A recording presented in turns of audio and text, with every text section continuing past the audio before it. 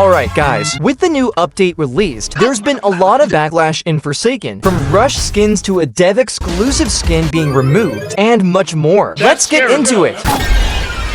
So, with this update, we finally got a brand new skin for all of the OG players who bought Nosferatu during the Masquerade event with Sukars, and that is the Gluttony skin. This skin is now available, but it will likely remain exclusive. The design looks similar to the original concept with the mouths, but most of the skin uses the same animations as the base Nosferatu. The only truly new feature is a custom kill animation, where he uses his claws to rip apart the survivor. Since it has been 2 months, a lot of people are very disappointed with this skin. It feels rushed rather than polished, and it is missing most of the features shown in the original concept. Because of this, the skin feels out of place and looks like the base Nosferatu with only a few changes. Many players are saying they wasted 3,500 Sukars and that the final version looks chopped compared to the concept. On top of that, the skin has no chase theme and almost no custom animations, making the grind for Sukars feel pointless. I'm also uploading the full versions of these videos on Spotify, so if you want to watch or listen there instead, they're already up. People have even made lists of everything missing, and many are confused about what happened during development. In the same update, the Krampus Sixer skin was also released. It has no custom animations, but it does include a chase theme. However, many players still think it looks awful. Meanwhile, during the Masquerade event, the Screamer skin was released as the final reward. That skin had a custom intro and some custom animations, but the wrong file which made the animations look broken. Some players now argue that even the Screamer skin was better than the Krampus skin. Because Coconut, one of the best modelers, was fired, some fans believe the overall quality of these skins dropped and that they now feel rushed. There are also issues like clothes clipping together, but that is a wider problem with Sixer's default animations and not just these skins. So are both of these skins chopped? There was this dev exclusive skin called Yuri, which you could get if you were in-game with dev, and it was based on Yuyu. The skin faced a lot of backlash for being another self-insert added to Forsaken, especially since it had custom animations that were better than most other skins. Because of this, the skin had to be redesigned and changed completely so it no longer resembled Yuri. The modeler was also harassed because of the backlash, to the point where they no longer wanted to work with Forsaken, due to fans on Twitter constantly attacking them for doing a commission for the skin. As of now, the skin has been confirmed to be getting removed by Isaac, so expect it to be gone in the next update. Some people are confused about why effort was spent on it in the first place, but it seems that after listening to the community's backlash, they decided to remove it completely. Some are upset to see it go, but still hope the animations will be reused for a different skin so the work is not wasted. Was this the right decision to remove the skin?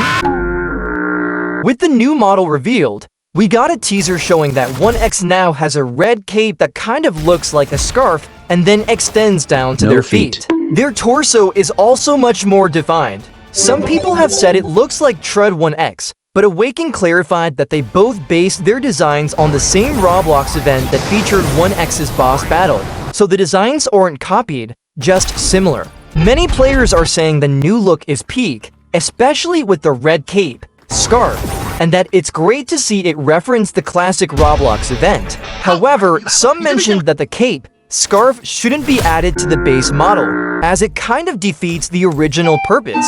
Others feel it was unnecessary, but still welcome, since it's cool to see 1X get redesigned.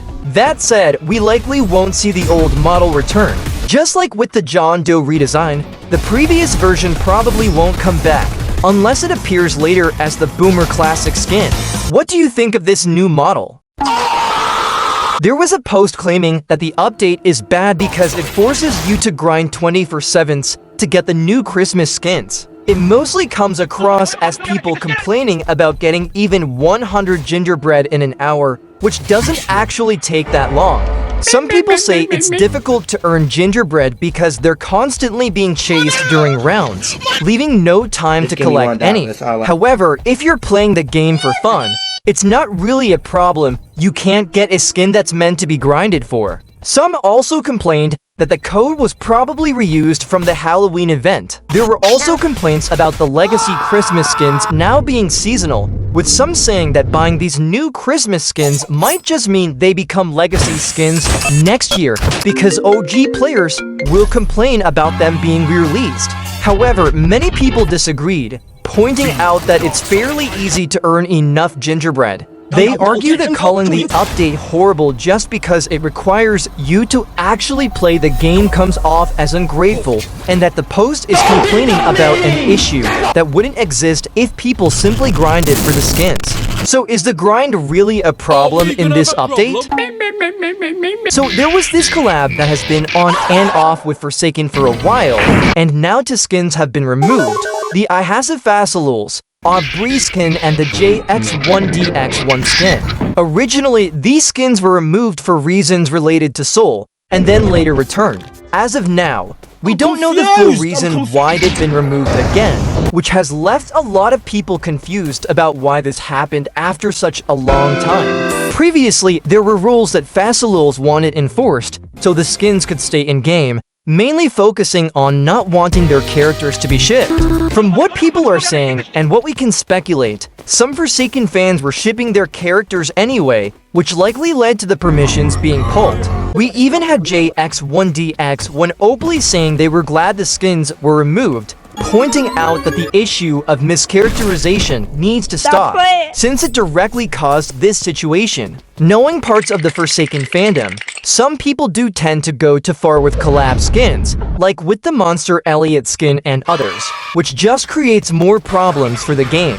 At the same time, some people are blaming the Forsaken devs for removing the skins, even though it seems like this was mainly Fasolul's decision. Others are blaming Fasolul's instead, saying that this is just how the internet is, that a few people won't stop, and that the entire community shouldn't be punished because of a small number of people doing disgusting things.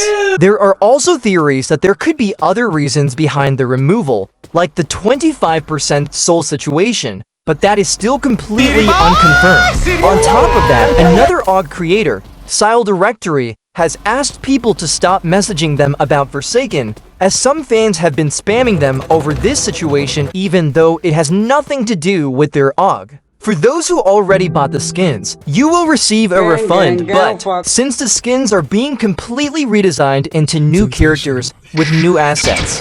However, the OSTs for both skins are still going to remain, so they haven't been fully removed in that sense. So there was this viral post that someone made, and it was about them making a Jeffrey Epstein skin for Noling. Many people started making fun of it, saying it was a skin based on every Forsaken dev and joking that fans don't want skins based on devs. However, a lot of people found it completely unfunny and said it shouldn't be comparing the game to someone who did extremely terrible things. They argued that people should be more sensitive with posts like this, since it's an overused and genuinely bad joke. Others went on to say that Forsaken haters are worse than the actual fans. So this update didn't fix Forsaken, it made things worse. Do you think the devs can actually turn this around? Subscribe and hit the bell for more Forsakening it.